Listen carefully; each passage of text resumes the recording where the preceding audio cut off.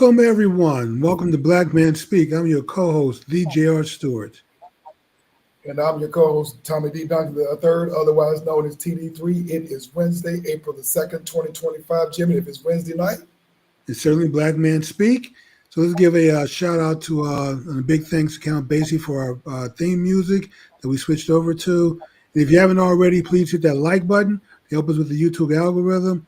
And if you're a subscriber, hey, go resubscribe because sometimes YouTube will unsubscribe our members. So if you subscribed a while back, go check, make sure you're still a subscriber. And if you've been kicked off by YouTube, go ahead, please resubscribe. And if you're watching the show live, invite a friend, family member, or coworker so you have something interesting to talk about for the rest of the week. With that being said, Tom, let's do what we do best, which is bring information about the Black community to social media. All right, Jimmy, you trying to tell me that YouTube is actually unsubscribing some of our folks? They will unsubscribe people, Tom.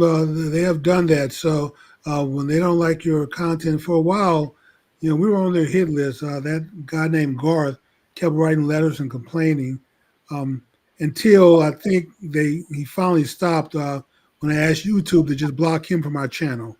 So if our content is so offensive to him, why does he keep tuning in and then complaining? The best thing is for him just not to tune in. So we haven't heard from Garth in a while. They haven't blocked us in a while. So, but in the event you were caught up and they did unsubscribe you, just check to make sure you're still a subscriber. And if you're not, go ahead and subscribe. It's not going to hurt anything. All right, folks, let's go ahead and get the ball rolling. I would say the good news we have we have no condolences this week.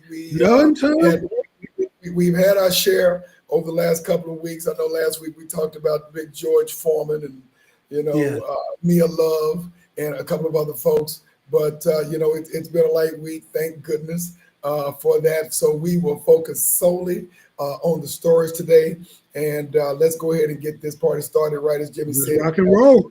Make sure that you go ahead and like, subscribe, and or share this information. So not necessarily in that order, but make sure you get all three done. All right. And for those of you who are not, make sure you join us on the chat line. So if you have any questions or any thoughts, feel free to share those, and let's get going.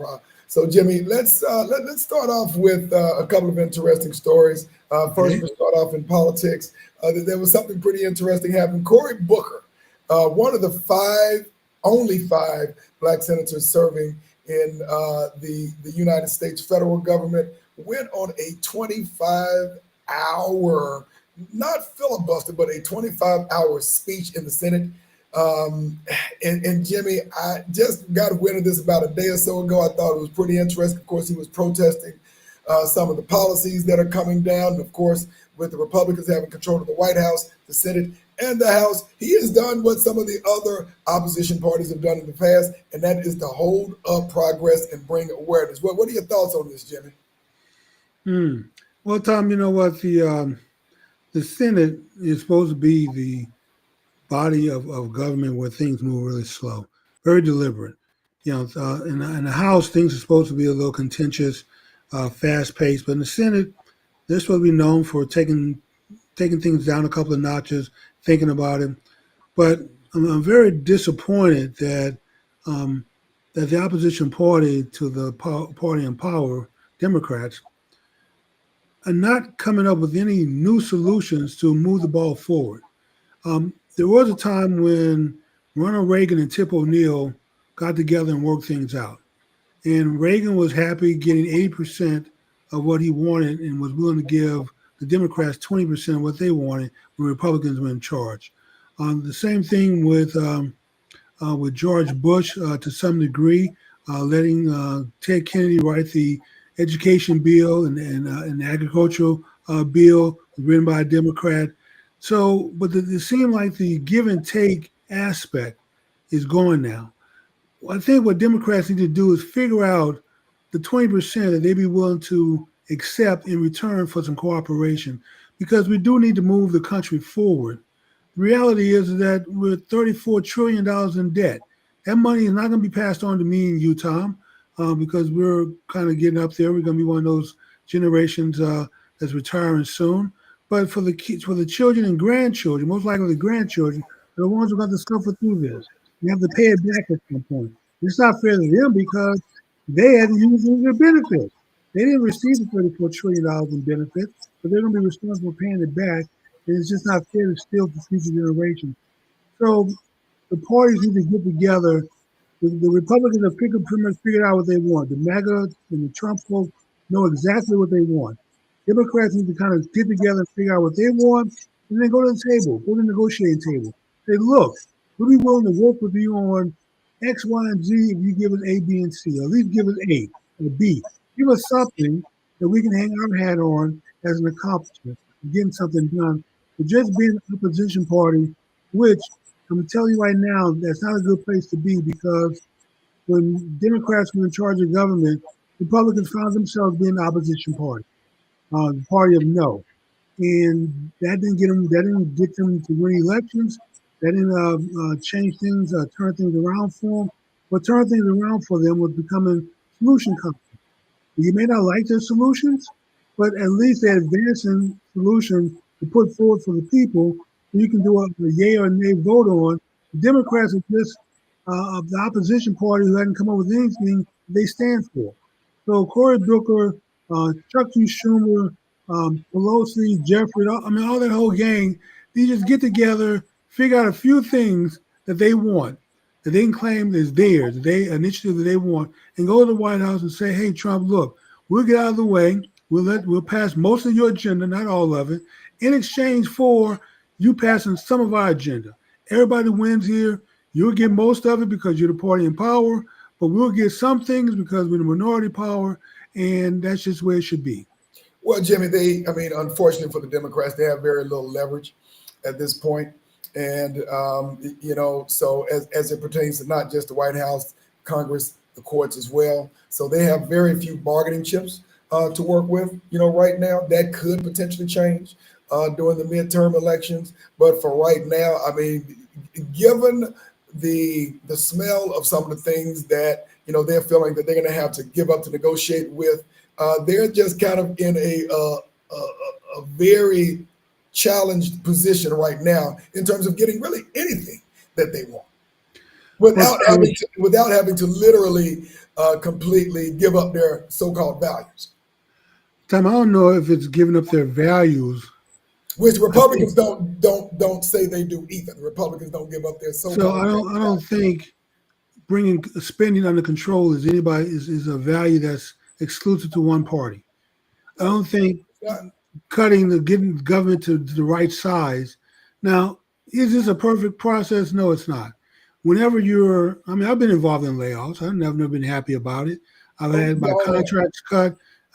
Sometimes it's just a necessarily evil, and you don't know where you have to rebuild, what areas you have to shore up. And generally, you just go in and put a knife to everything, and then figure out what the bleeding is afterwards. It's not a good process, but it's a quick process, and unfortunately, that's where the government is. It's very bloated. We've been complaining about the federal government being bloated for years, for generations. We know it's bloated. No one has done anything about it. Now we're finally getting something done about it, and that's a value that we have to fight against. Now we can talk about how we do the cuts. We can talk about how we do the right sizing, and then if you want to negotiate on that, that's something you go to the White House and say, hey, just taking a hammer to this is not the right approach. Is there another way we can negotiate to phase this in, maybe do it slowly, do some reviews, start rating people where it's not so draconian and so drastic. So, Tom, I'm saying that you don't have to give up what you believe in to negotiate to do the right thing. You just have to go and negotiate and stop being the party of no. But right now, the Democrats don't stand for anything. They haven't invented one iota of a solution for anything. All they know is Orange Man bad. And that's them. They wake up every day, Orange Man bad. And whatever he's trying to do, good, bad, or indifference, they're against it. But there are some things that have to get done, whether the Orange Man does it or the man or the woman who comes after him do it. At some point, the spending we just can't spend our way to prosperity. We are borrowing $4 trillion a year, and we just can't sustain that. The rest of the world is getting to a point where they're not going to loan us the money, and we already know if we just print the money up, how disastrous that's going to be because we did that during Biden and inflation just shot up. So we're going to have to pay one way or the other. And Well, either Jimmy, everybody I has don't to get think, on board for a solution, or we can continue to play these silliness of I can't support Democrats or I can't support Republicans because I can't support the other party. But well, despite what's being done, maybe the right thing for the country. well, Jimmy, believing in not touching certain programs, for instance, Social Security, potentially Nobody's cutting Social Security. again, Social Security and or Medicaid and or other areas Nobody's cutting Medicaid. that have been a real legitimate threat. No, Tom, there's no threat whatsoever. Here is all they've done for Social Security. Hold on, Tom. All they've done for Medicaid, Medicare, and Social Security is to cut the fraud out of it. For people who are 20 years old still receiving checks, or people who are 11 years old receiving checks, something is not quite right. Social Security is based on age. Show me the evidence of an 11-year-old getting checks. Just let me know. Social Security. They have this.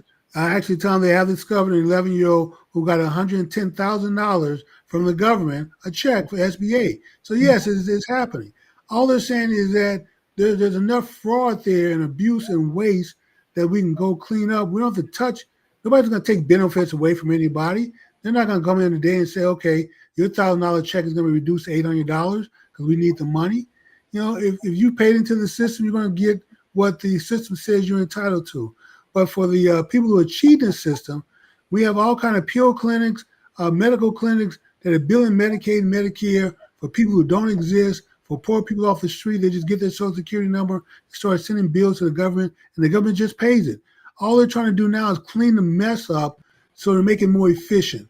The IRS sitting here with 30-year-old computers. How the hell are they still running COBOL in today's age with an old mainframe that are 30 years old? And this is totally the tax agency that's collecting everybody's money and keeping up with everything. So, Tom, they are willfully behind and willfully inefficient. And government has never, ever tried to be efficient on anything because they have a surplus of money. They don't care if they waste money. It's not theirs. They collect it from us. Agreed. They can collect as much money as they want, and they can print it up. So money is no object to them. You and I have to be efficient with the business that we run. We're looking for ways to cut efficiency and make our business more efficient, or to cut waste to make it more efficient as business owners. But for the government, they have plenty of money. They have so much money they're drowning in. They don't care that they're paying $800 for a toilet inside of a bomber. You can go to Lowe's and get a $30 toilet just off the shelf, and then sent to the government and invoice them for $800. I mean, the toilet paper and the nuts and bolts that cost $1,000 each that they bill the government for. This kind of stuff, Tom, is not sustainable, and someone has to have the nerve and the courage to step up and say enough is enough.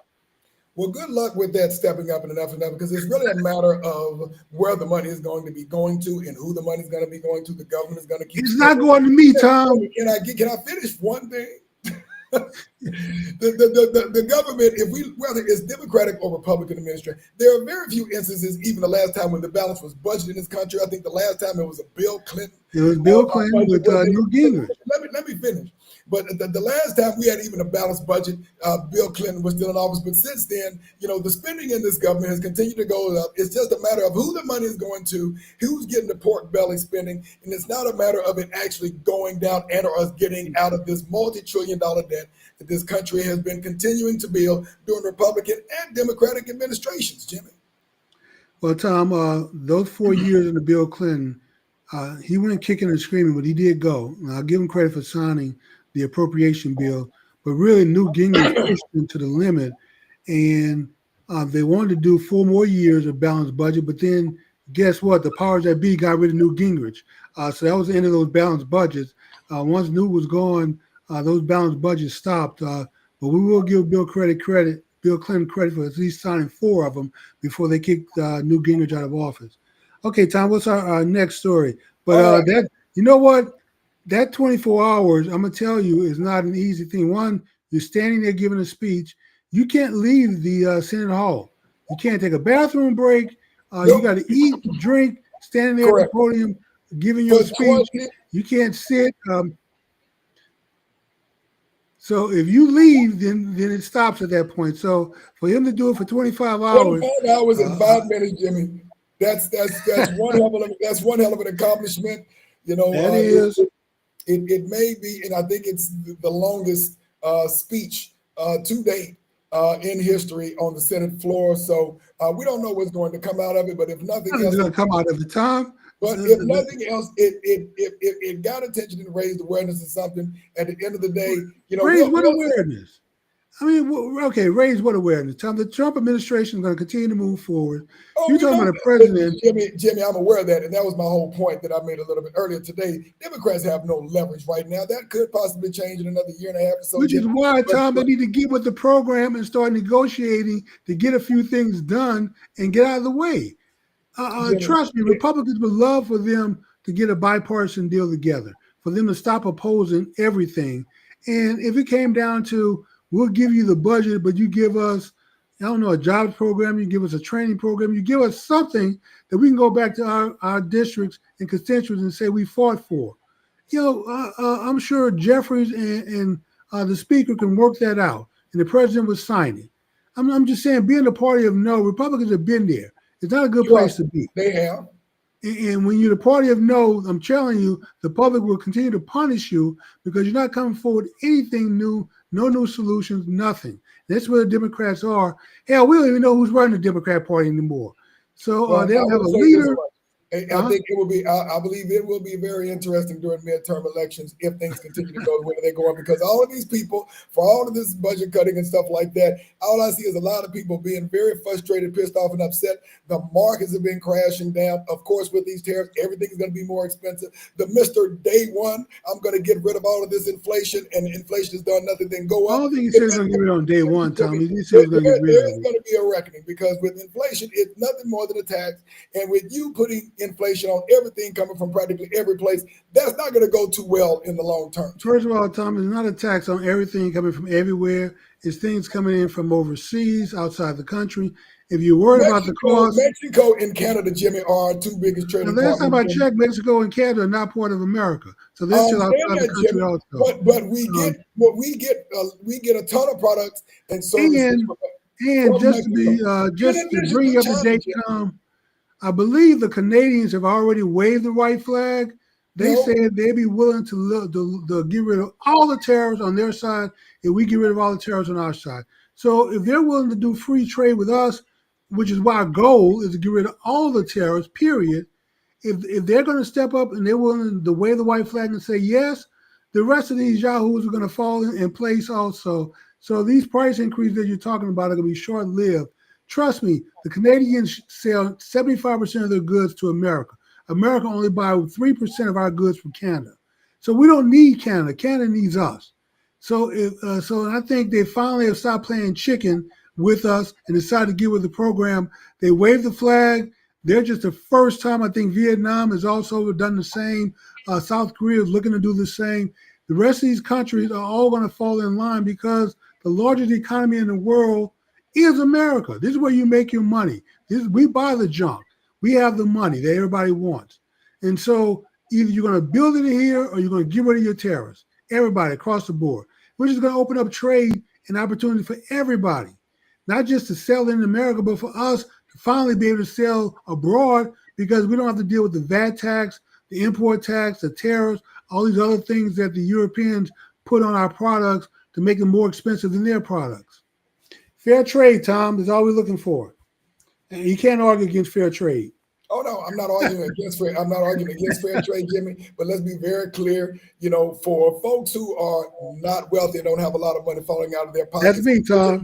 This ain't working out so well for them. For those folks who were complaining about $5 eggs, guess how much them eggs cost? $10. So y'all keep figuring it out, okay? Y'all keep because on the egg front are now those $5 a dozen eggs. We're getting ready to import, I think, over 100 million eggs here soon from Denmark and the Scandinavian countries, until our chicken egg producing population increases. So hopefully the price of eggs come down here soon for Easter. And that's for the goal. What it's worth, one of our later stories, getting rid of all the folks who actually monitor what's going on with the damn food supply and cut 25% of them ain't helping. But that's a later story. Let's go ahead and Oh, we're 20 minutes after the hour. So let's go ahead and get to our all next. right. Let's go to the next Let's story. go to the But next maybe story. that department was 25% overstaffed. Gotcha. All right. Next, murals of victims of police homicide in Salt Lake City are destroyed by the city of Salt Lake City. This is actually has been announced for quite a while, but the walls of a vacant public building in Salt Lake City became a canvas to commemorate the victims of police violence across an 8.5-acre of town known as Fleet Block. That space, which included the likenesses of George Floyd, Brianna Taylor, and others, was demolished. Okay, I think Tom may have locked up. He'll be back. Okay, so the mural has been destroyed by the city of Salt Lake. Once again, that is the local people, government, who decided to do this. It's not like individuals or a political party.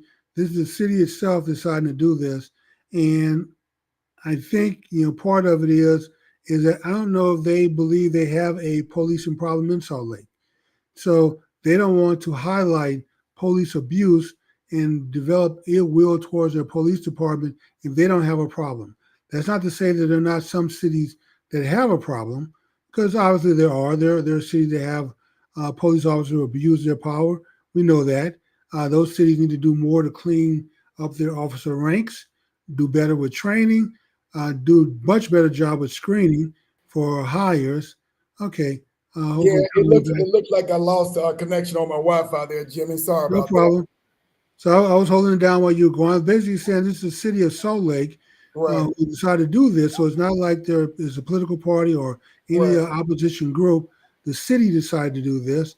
And I think part of their motivation is they're trying to send a statement that we don't have a policing problem. That's not to say there are not cities that have policing problems. We know that they do. There are cities out there that have problems. We have officers, bad officers all over the place, and that cities should do what they can to weed these people out, screen better, to not to hire them, better training, and more accountability for when officers do break the rules and step outside the lines. But if a city doesn't believe that they have this problem, Tom, they shouldn't promote things that they believe are going to generate distrust with their law enforcement or first responders. What say you? Well, what saved me is that, this is kind of a memorial, kind of like other cultures do, as to never forget and don't allow it to ever become a problem. And, it's unfortunate that we've had incidences like that. We know that there are police officers, law enforcement officers do a very tough job. Their life is on the line every day. We all have friends and or loved ones, who have been in law enforcement in some capacity. I've actually worked in that industry for 7 years, so they do a very difficult job on a day-to-day basis to protect us. However, on the other end, unfortunately, in a lot of cases, depending on what side of the tracks you live on, you may get a different experience when it comes to law enforcement than others. And so, I think part of it comes to the fact is that we need more people within our communities involved with law enforcement, making sure they understand what the guidelines are, becoming actually a part of law enforcement, and then having leadership that reflects the community that they protect and serve, because people from outside of your community are not going to know the people within your community. One of the things that I learned that was a very interesting story, Jimmy, is that I worked in the technology space, but I sold to law enforcement. And in talking to sheriffs and jail leaders, one of the things that it says, people who are inside of the jail dealing with folks who are in and out of the jails day-to-day basis, they know the people in and out, they know what their issues are. And so when they get out on the street, if they become a street cop, they are a lot more effective.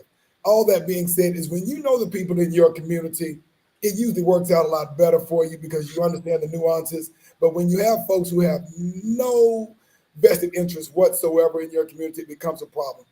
All that being said, it's just like other communities. Don't ever forget that this can become a problem and be a part of the solution. Well, Tom, I did know what you said. Becoming part of the solution is the should be the goal for every community. But on top of that, we need to also take personal responsibility, and it's okay if the city Salt Lake City destroyed or tearing down a building with a mural on it. that represent your values, then you can do something to replace that. You don't necessarily have to just sit back and play the victim that they're taking something away from you and not replace it with something. If you want to put together a little museum room of your own, a statue, you want to commission some kind of attribute to the cause, then do that. Raise money, get it done, organize. Um, I go down to the slave cemetery. I think you probably do too. Um, we don't go the same day, but I know we go at least once a year because Professor Glover, Professor Glover is always reminding us to go. Um, so I do go once a year, man, and I'm always saddened.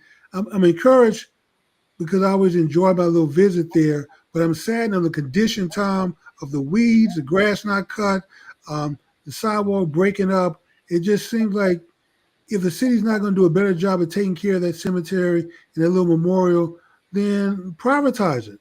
Let us get together, raise money, do some fish fries if we have to keep the damn thing up and take responsibility for ourselves. We'll feel better about it, and then future generations come there for inspiration and to look around will be inspired and not be disgusted walking away like wondering why the grass hadn't been cut. Well, Jimmy, we'll see what happens. One of the things in this story is that there was, along with this announcement, there was some commitment that there would be a public open space and I guess a new space to memorialize and or remember those who had fallen on that. I'm not exactly sure because there weren't a lot of specifics as to what that would look like. So maybe there's something that the city of Salt Lake, will do, on behalf to memorialize not just folks in other states, but obviously folks in Salt Lake City as well. Tom, I don't think I'm going out on a ledge here, but I'd be willing to bet that the people of Salt Lake do not think George Floyd's a hero to be memorialized. I'm sure they don't. Okay. But it wasn't just him on that memorial, on that mural. There were actually some local people in the Salt Lake City area as well who were memorialized on that. So it wasn't just dedicated, to his face. Obviously, the mass media made him the public face of it, but there were other folks, not just him, in addition to some people who were in the entire city of Salt Lake, I'm sure there's one black-owned building there that's a brick that can commission a mural to be put on their building. So whatever building this was on is being torn down or taken away. It'd be pretty sad there's not one black-owned brick building in the entire city that they can repaint this mural on. If the black people there really were interested. Well, that's a good point. I've been to Salt Lake City a few times. Have not spent enough time to say. I've been there once. Yeah, I'm gonna tell you, I've been to Salt Lake once, and where's the other city that I visited? I think Boise, Idaho. Tom, I didn't see any black people. I saw one black person in Salt Lake as I was moving around. I didn't see any in Boise, and I was there. I was in Boise for 10 days, staying downtown. I had to go out to eat every day at a pretty decent per diem. So I ventured out of my hotel room from the client site to go eat every day, and I'm like, surely there's some black person that comes into town to do something, to work or do something. Tom, I didn't see any. So there are some pockets here of cities with they're not just predominantly white. They may be near all white, who probably don't care a rat's ass about Floyd or any of the other black people on this mural. Well, you may be right about that, Jimmy, and I believe that in Idaho, I want to say the black population is maybe 1-2%, if I'm being very generous to them. Interestingly enough, I spent some time in Boise, Idaho. Interestingly enough, there's there are some black folks in Idaho, the state, but it's a very, very small percentage. And interestingly enough, I met a brother who actually his family has history and roots in Idaho, and he actually has a house that was converted to a Black History Museum in Boise, Idaho, that I got a chance to visit while I was on one of my trips there for work. So even though it was maybe 1 or 2% black in the state of Idaho, I may be off a little bit. There were enough No, folks there. you may be right. Because well, you travel much more recently than I did. My travel Yeah. was long ago. I can think of some other cities I visited. I didn't see any black people. Hopatch, New York, Governor, New York, Mankato, Minnesota. I mean, trying to think of. Oh, and I know there are definitely at International Falls, Minnesota, that there are no black people, Tom. And I don't think there are any today. But and I Well, haven't been there in over 30 years, but it was pretty white back then. I bet it's still pretty white now. But well, anyway, it may be that way now, but in the majority of this country, regardless of how dark or how melanin deficient it is, I can tell you that there were typically some black melody folks there, deficient, Tom. melanin deficient, doing the work, doing the work, actually silently and sometimes invisibly building the economies of there. There aren't too many places that were not touched by our ancestors actually building the economy of this country, even though they may have shipped them off, got rid of them, buried them, or whatever they did in order to remove the presence of our ancestors. You're just not going to find too many places in this country where we weren't actually doing the building. Well, especially in the cold weather, Tom. So, what is our next story, Tom? So, All my right. advice to the people in Salt Lake: go find a building that you own and put the mural back up. You don't All have right. to cry about it. You don't have to fight about it. You don't have to fuss about it. I'm sure there's one black-owned brick building in the city of Salt Lake. I hope it's a sad testament if there's not. And then whoever the artists were, the artists, get them to come back out and put the mural back up. Life goes on. We'll see. Solution. We'll see, Jimmy. I wanted to acknowledge a couple people on the chat line before we move forward. I got Brother Freddie Roberts, Esquire, out of Squire, Prairie, lawyer. Texas. Thank you for joining us on the chat line, Miss Tanya. She actually said, "Oh, Val Kilmer passed." I don't know if you remember the actor Val Kilmer. Yeah. Just passed. Condolences to his family and the thespian community. Val Kilmer, he actually has some pretty good roles. Also, it looks like Marvin Gaye's birthday would have been, I think he would have been 86 years old today if he were still living. That came from Brother Freddie Roberts. Yeah, what's going on? One of my favorite all time. Oh no, you can't go wrong with Marvin Gaye, man. I have his collection, man, and when I put it on, just go song by song by song, and it was amazing how talented Marvin Gaye was. Gotcha. We have cousin Audrey K on the Audrey line. Thank her on the chat line. We have Miss Dominique Bidings out of the Atlanta area. Well, good evening to you as well. Thank you for joining us. Let me see. Oh, Frederick V. Roberts. America, Mexico, and Canada actually had. This is going back to the free trade agreements. America, Mexico, and Canada actually had a NAFTA that Trump, of course, tore up. Better now, he's going back on his word when he tore up that agreement between Canada, America, and Mexico, which was a free trade agreement. And let me see, Greg Harrington. We got Greg Harrington on the chat line as well. So thank him for joining us tonight. He says, how is Canada waving the flag when they are charging Northeast U.S. states 25% on their electrical charges with threats to turn it off if Trump keeps talking crazy? Yeah, they backed off that threat though. I say use the threat. You got to do what's in your best interest. And if cutting off the power to Detroit and some of those Great Lakes states up there that border Canada that get their power for them, if that's what you got to do as a leverage in these negotiations, do what you have to do. There's all fair and love in war. Boy, not truer words have been said. Another couple of comments from Ms. Tanya. This administration is on the track to remove the middle class from America. Otherwise, everybody's going to be out of a job with all this cutting. Also says, please remember we have African-American senior citizens, all senior citizens who are on a very, very fixed income. They need their SNAP benefits. They need the little money that they have in their 401k. Because the markets have not been looking good at all. And matter of fact, after this thing that Trump signed today, the futures have already gone down to the toilet. So it'll be interesting. Please remember. Well, you know what, Tom? Don't be a day trader with your 401k. Just continue to contribute to it and forget about it. In 4 or 5 years, you'll be doing great. And Boy, some folks may not be able to gen- wait that 4 or 5 years, especially for folks who just retired like late last year, okay, this year. okay, well, you should have diversified, bought gold and silver. Um, then the other thing for seniors, Tom, we need to stop scaring people that their benefits are going away. Nobody's benefits are going to go away.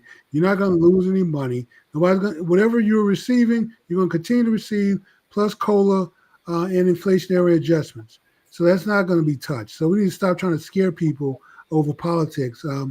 But for the fraud, the waste, and abuse, those roles have to be cleaned up like everything else, even Medicaid, Medicare, and Social Security, and a lot of other benefits and programs that are out there that have been going on unchecked. That we've just been spending money, writing checks. Tom, we have a vendor system, check writing system, that the Treasury Secretary, can't even access to see who's getting checks and what they're getting checks for. I mean, I would love to be a vendor for the government to just send an invoice in and someone send me a check, and they just send it to me month after month, no checking, no don't check to see if I'm sending any products in, doing any work for the government, anything's being delivered. Just once you get in this system and the checks start flowing, they just flow. So we can't have a system like that, man. There got to be some accountability. And if the Treasury Secretary, whose your job is to watch our money, you can't go in the system and check and verify and do an audit? Oh, come on, Tom. You know this is not right. This is not partisan. Well, We I should guess be Elon Musk doing is the new this. Treasury Secretary, right? Huh? Yeah, Elon Musk is the new Treasury Secretary. He No, has he's not the new access, right? Treasury Secretary. He has He's a, access to everything, so you might as well call him the new Treasury he's a Secretary. temporary, but you know what, Tom? He's a temporary federal employee, but he A can only be on the job. temporary federal employee. Yes, because he can only be on the job for 120 days as a temporary. So his days are numbered. But still, the work that he's doing, and he's After already he, doing. after he, of course, downloads practically everything in that treasury system. Yeah, 120 days is more than enough time Okay, to do all Tom, that. Jimmy. you got in order to audit the books have to be downloaded and Oh, examined by somebody. yeah. So if All you right. don't want Elon to audit it, then pick somebody. Pick somebody who's going to go in there and do the job. I don't care. Nobody gave Elon Musk the authority to audit a The damn thing. president gave the authority to go do what he's doing, but he's not the auditor, Tom. He's just looking for things that don't look right and then pointing them out. Who is he to be, of all people, who is he to be telling something that doesn't look right? As Tom, many, okay, he's Jimmy, the richest Jimmy, person you in know the that you know how world. much this man's wealth has come from federal contracts. Who is he to Okay, go in and be some the of his fence money has come watcher over from. the chicken coop? Okay, Tom. So now you're being disingenuous. Some of his money does come from federal I didn't say contracts. all of it, but do you know how much money this man comes from federal contracts? I didn't say all of it, but a significant part of it. Yeah, Tom, he yeah. provides satellite and space travel for the government. We don't put rockets and people and send supplies up to the orbit, the space station I didn't anymore. say it does, but it just kind of smells like a conflict of interest for him to How have does that, a conflict, Tom? that, You that even big of his okay, head in politics, and he's actually doing that Tom? degree of business. There's only a few people you can turn to resupply the space station. You can turn to the Russians, which we were using $100 million every time they launch a rocket. We can turn to the Chinese that we don't want because we don't get our technology over to them to transport because they'll copy before they send it up into space. And then there's Elon Musk. So of the three, who are you going to pay to send resupply when Boeing got two astronauts stuck up there and couldn't get them down, and Biden didn't know how to figure out how to get them down? Who are you going to turn to, Tom, to resupply the space station, except the person who owns a company that puts stuff into space? You He cannot was avoid that. the You only either give it to the but Chinese, you somebody give it to other the than the Russians, man that has a or you give direct it to conflict Elon. of interest. Who do you want to give it to, Tom? Pick one. Pick one of the three. Somebody who does not have an obvious conflict of interest. Okay, who is that? The Russians? No, I didn't say it was the Russians. But that Okay, man is Tom. not the only person Okay, who. you If, make this seem like this is the enterprise rental car that you can no, just turn to anybody to no. put the resupply and put you into space. There are not a lot of parties. The Indian government just got into the space business. Maybe you can turn to them. But whoever you turn to is going to cost you $100 million plus every launch. So either you give it to an American company, or you give it to a foreign company. That's your only options. And Okay, Elon is the only give, space. give it to somebody who don't have a conflict of interest. There's nobody else, Tom. You're being silly. If there was somebody else, you can make okay, Boeing tried. We tried to develop Boeing, we gave them a very lucrative $4 billion contract. How did that work out, Tom? They got two people stuck up there. They couldn't get them down. That's how that happened. $4 billion, Tom. Jimmy, the man is in essence running the government and making money. He's not running the government. Tom, that didn't stop. Jimmy, please, let's stop being disingenuous. The man is running the government and making money off of the government at the same time. Yeah, I do want that kind of job. He was running the government and making money off of the government at the same time. Whether he was doing the work he's doing now, Tom, he's gonna those contracts gonna be in place. Like I said, running the government. Yeah, Ms. Tanya said Elon Musk is definitely president 47 and a half. Okay. Yeah, the man is y'all want to characterize him as that, that's fine. But he'll be going after 130 days. That's what it is. All right, Jimmy, let's go. We have about 20 minutes left. So let's get to our next couple of stories, and then we can call it a wrap. Oh, absolutely. We've got one of your friends, Robert Kennedy, who is the Department of Health, or your health services. Thousands of federal workers received pink slip this week as a part of a massive layoff in the U.S. Department of Health and Human Services, spearheaded by Health Secretary Robert F. Kennedy Jr. The sweeping cuts wiped out nearly 25% of the department's workforce, gutting decades of expertise in one fell swoop. Employees, including researchers, doctors, and support staff from the National Institute of Health, Center of Disease Control, Food and Drug Administration, and CMS, were among those affected. Layoff notices landed in the inboxes early 5 a.m. Tuesday. Others learned when they were locked out of their office. Interesting stuff. So I think they've been cut down from about 82,000 to about 60-something thousand, and it's purportedly supposed to be cutting somewhere in the range of about 1.8 billion annually out of a $1.7 trillion budget. Okay, Tom, the proof is in the pudding. Okay, I don't have to go back through history on HHS how much of a failure they've been. Let's just go with their recent failure with COVID. They had us wearing masks outside, didn't matter. They said the N95 mask was the one that was going to protect you. It didn't. You have to stay 6 feet away from everybody. We did that. It was still 1 million people died. They said, "Oh, well, you got to vaccinate the kids." Okay, we're now discovering that those vaccinations are causing heart valve problems with our kids and sterilization. You know, Tom, it goes on and on with the failure after failure after failure from NIH, from HHS, from all of it. That whole apparatus, 25% was not enough for how many mistakes they've made and got stuff wrong. On top of that, Tom, when the last time they ever cured anything since polio? Well, Jimmy, as we both know, healthcare in this country, whether it's the government or corporations, don't cure anything. They make money. Tom, okay, that's for the pharmaceuticals, so we know what they're motivated by. But HHS is an umbrella that controls all of it and set the regulations. Governance, correct. Governance. Once again, if you want the pharmaceuticals to come up with cures, mandate they come up with cures. We hadn't mandated a cure. The government doesn't come up with cures, Jimmy. The government doesn't come up with cures. They don't come up with a time, but they regulate the industry. You can't sell anything that's a drug without their permission. And if you're not developing the kind of drugs and cures that they say and deem and quote and bless, then you're out of business. So don't tell me that the government don't do this. Well, we know the government don't do it, but the government tells you how to run your business and what to do. And once again, you know, we have plastics in our foods, we have oil in our foods, we have petroleum products in our food, and so this agency has not protected us like they should. Finally, you got somebody in there that said enough is enough. I know a number of food companies here recently, chain restaurants, who've decided to stop using hydrated oils, canola oils, vegetable oils in their products, and started using, of course, we have to go back to just good old animal lard, which is safer for us and healthier, believe it or not. But these hydrated oils, Tom, which are used in lubricants just 100 years ago, are killing us since they put them on the market. Finally, someone's doing something about it. So yes, HHS has been one big, huge failure, and 25%, oh, they're lucky, because if it was me, it would have been half. Jimmy, you can't get nothing done with half your capacity. Tom, they haven't gotten anything done. What are you talking about? What have they gotten done? Again, and you want to go back to policy as it pertains to COVID, Jimmy, that was because we had someone talking about there was no COVID. And then when there was a COVID, after he got COVID, he told people to drink bleach. Come on, Jimmy, we got to stop this. Tom, you can say what you want to say, but that administration got you, although I don't believe in the vaccine, got you something that they thought would help in record time. Vaccines normally take Jimmy, 10 years to get done. you have to acknowledge that what is first, and it took too long for someone to acknowledge that what was COVID was COVID. Okay, well that's HHS.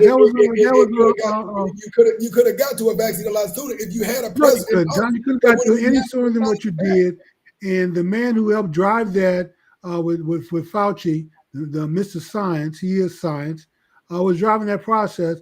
Got all the support that he needed, got all the money that he needed, got all the barriers lowered so he can get it done. And they got it. They got I still don't think the vaccine works with all these damn boosters you have to take. And it still doesn't keep. This is driven by corporate America. It's about making money. This is about making money. So once again, HHS has been a dismal failure since polio. I give them credit for polio. That's it. They stopped doing their job after polio. So what's the next story, T? They get no sympathy that 25% was not enough. It should have been 50.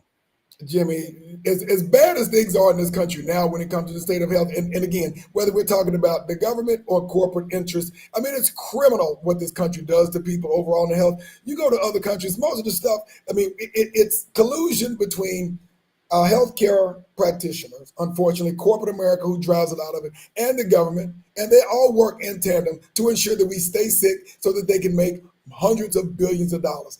Most of the stuff that they trying to change that, Tom, and once again, all they're getting is opposition and people fighting against it. So, but those fools almost killed me a couple of times. I think I've had COVID about 4 or 5 times, and I was not in the. My health has improved, but back then, I mean, I was overweight, high blood pressure, high A1C, I mean, everything was off the. All my metrics were bad, and then to catch COVID on top of that. A couple of times I thought I was going to die, Tom. So it doesn't pay to be unhealthy in this damn country with all the stuff that's going out. But to have someone to finally step up and say enough is enough, and we do something about it. What is Robert F. Kennedy proposing be done? Well, one, to stop using plant-based oils, vegetable oils, seed oils, hydrating oils, canola oils in our food product. It's killing us. You know, once we went away from lard and shortening and tallow, beef and pork tallow to cook and fry our foods in, we went to hydrated oils. The obesity rate went up, diabetes went up. Every negative health marker went up with that one change. And so now you trying to get this stuff out of our food supply, get the red dyes, all these dyes. There's a reason the Europeans don't take our food because we have so many poisons in them. Agreed. So you haven't had anyone trying to get the poison out of the food except Robert Jr., the Trump administration. And finally, somebody's trying to do something about it. And once again, Tom, rather than just come together and figure out ways to get how does buying 25% of health? Because Tom, they wasn't doing their job. They were ineffective. Jimmy, it's not those people. Those are people who are taking directions. This comes from policy, which comes from leadership, Jimmy. Tom, those cuts went high and low. It wasn't just people at the bottom. It doesn't have to do with those people are taking directions. That the government is bloated is very unfortunate. I feel sorry for those people who've been out of work. I've been out of work a very long time. I've had to rely on other things to make money. So I feel for anyone who's out of work. I understand. I'm not saying it's a good thing. I'm just saying it had to be done. The government is bloated. We just can't keep that many federal workers across the board employed. It's not feasible. It doesn't scale. And then on top of that, for you to be doing a lousy job and be bloated and have an inflated budget, come on, Tom, that's not a good winning combination. Something has to give here. So let's right-size the government and then figure out where the bleeding is, and then we could possibly rehire some of these people back in to stop the bleeding. But for right now, the government is too bloated from where it is. You can't, Tom, I'll give you one example, then we're going to move on. They try to figure out who worked for the government and who doesn't. You can't go into the payroll system. You can't look at who you're paying, who the check system writing. So they came up with the idea, we'll just send an email out that you need to send in 5 things you got done this week, your goals, and then at least we can get a head count for government workers that way. Tom, even that, which you've been on the job where you've had to turn in reports about your activities, what your goals were, and who you plan to see next week, and what you plan to sell and pitch. We've all had to do these kind of reports and report into somebody. But for government workers who are at home, you don't know what they're doing. You find out from looking at their internet history, they're surfing the net, they're doing porn, and all kind of crazy stuff because nobody's watching and they're getting a paycheck and very little is getting done. Tell them that's not scalable. That is not a scalable solution. So something drastic has to be done. And I'm not saying what's being done is right. I'm just saying it has to be done so we can identify where the bleeding is and we can take care of it. Well, So we'll have to fix it after the fact. But right now, you got to take a hatchet to it. Can't take Unfortunately, there's going to be a lot of collateral damage. A lot of people, you Tom. have a lot of institutional knowledge yes. that is being forced out the door. People who guess know, what? People who know how to do their jobs effectively. People who know where the bones are hidden. And this is going to have some extremely damaging consequences. It will in the short term, Tom. But you know what? I believe in people. If you learned it once, another person can come along and relearn it. So all that knowledge that you're talking about going out the door will be regained. There'll be young people who will come into those jobs, fill those roles, and will learn what needs to be learned. But Tom, anyway, they'll get a lot more done. Let's get real talk, Jimmy, because when we talk about Gen X, when we talk about boomers who understand not just how things work, where the bones are buried, why work, and you're replacing them with folks with very little to no experience. In some cases, folks who have been coddled for the majority of their lives, who don't know what they don't know yet. Jimmy, that's a very hard ask to say that, okay, the younger generation of people who still haven't figured everything out are going to replace these folks who know practically everything and how the systems work. Tom, I'm going to tell you, I believe in the human spirit. When I got into consulting at a very young age in my 20s, a guy who trained me, another consultant, very, very, very experienced guy, he told me to never write anything down, keep everything in your head, and you don't volunteer any information. If the client wants to get rid of you, then they get rid of you at their peril with the knowledge and experience walking out the door. And so I did that for a number of years, Tom. And there were times that I've had clients who had to pay me thousands of dollars just to get a password because they didn't get the passwords before I left, before they canceled the contract. All I'm saying is, when I left, either voluntarily or they canceled the contract, Tom, they continue. They're still in business now. Somebody less experienced, less knowledgeable, less than me stepped into that role and they continue. They figured it out. So this would happen, Tom. I've seen it over and over. The human experience, people the work don't just stop with me or you. We like to think it does. I agree. But when we walk out the door, they're going to close the doors up because they can't survive without us. They can survive without us. Tom. They'll make mistakes. They'll figure it out. But eventually they'll keep going on even with or without us. So they'll never believe that we can be replaced. So I know that. Everybody can be replaced, including the CEO. Everybody can be replaced, son. I even agree. Leon Coco got his walking papers from Chrysler or from Ford. From Ford, he worked at Ford. He got his walking papers, and I was in junior high, and I was shocked because I didn't think a person who was a CEO of a big company like Ford could be fired. I thought you was like the head honcho, and here he was being escorted out the damn building. So everybody, Tom, can be replaced. Nobody's safe. Agreed, but that doesn't mean that that's in the best interests of the organization. No, Tom, it's not. You're going to lose a lot of money. You are. You're going to lose a lot of efficiency, and you're going to make a lot of back, Tom. That somebody else is going to have to pay for because you made a bonehead decision to get rid of a bunch of people who actually Tom, well, we just can't afford to keep this current system in place. So, like I said, rather than fight against the orange man, everything he's doing, the other side needs to come up with some solutions, fix the problem.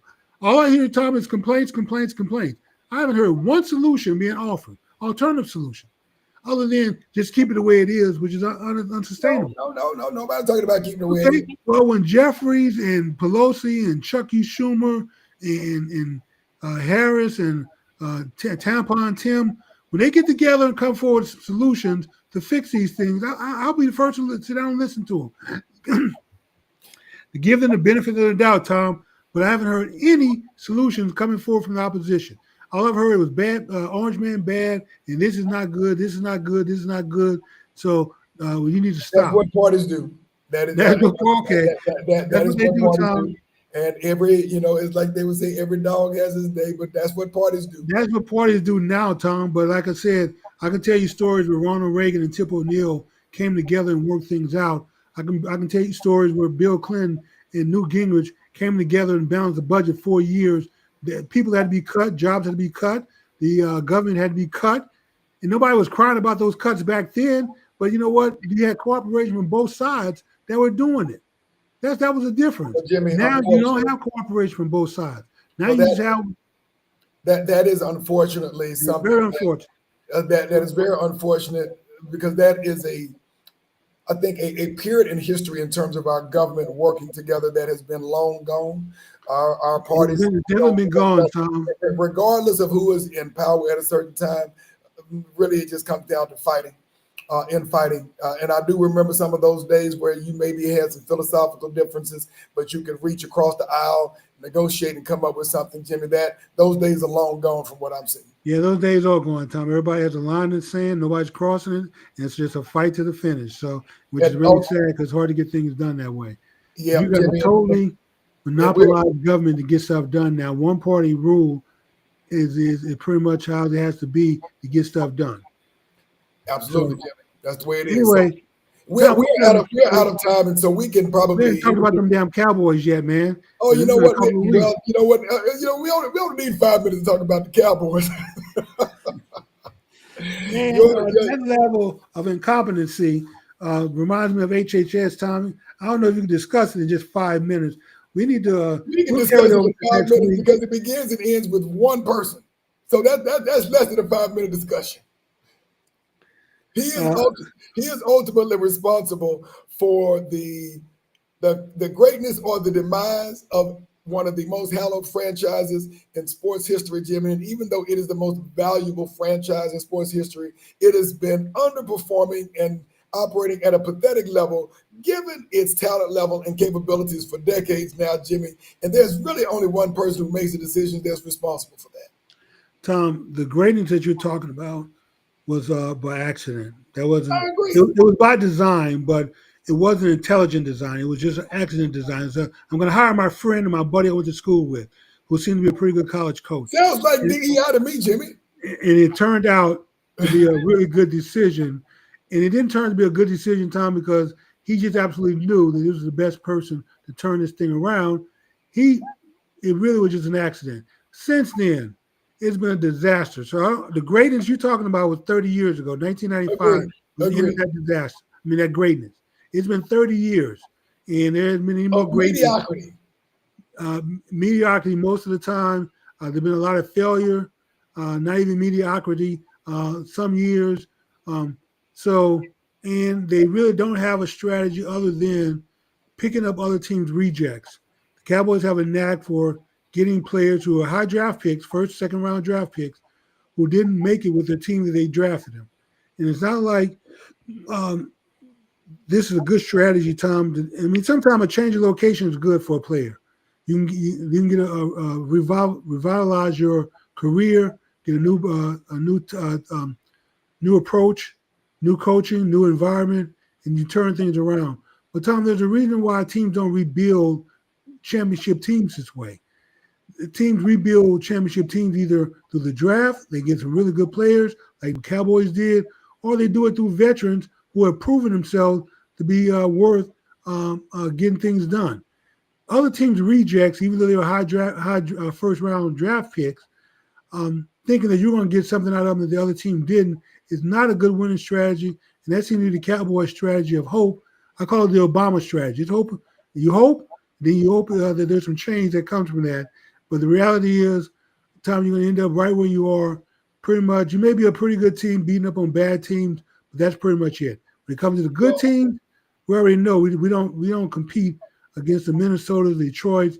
Hell, even when the Rams and 49ers kind of falling off a little bit, we don't compete against them. So, but we'll do okay against the Giants. Everybody does okay against the Giants. All right, Jimmy. Well, I guess that's it for this evening. We want to thank everybody who's joined us, everybody in the chat line. We appreciate your comments and your thoughts. And, of course, make sure that you join us next week where we will have another great show to talk about things that you need to know about so you can be the most thoughtful person in your circle. Yes, don't be a Jerry Jones. You want to be the smartest person in the room, be the smartest person in the room, but make sure that the proof is in the pudding, that you're making really good decisions that validate you being the smartest person in the room. With that being said, we thank everyone for coming out and joining us tonight. Oh, I forgot the phone line was open, but we didn't advertise the number. But next week, if you want to call into the show and voice your concerns, we'll flash the phone number so you can do that. With that being said, we'll see you next week, same time, same channel. Good night.